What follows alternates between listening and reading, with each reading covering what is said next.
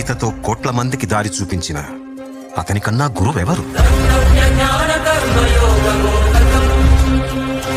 రక్షణ కోసం సముద్రం మధ్యలో ద్వారకా నగరాన్ని కట్టిన అతనికన్నా గొప్ప ఆర్కిటెక్ట్ ఎవరు?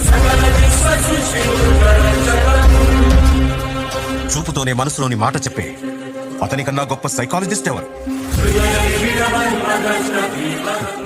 వేణుగానంతోనే గోవుల్ని గోపికల్ని కట్టిపడేసే అతన్ని మించిన మ్యూజిషియన్ ఎవరు?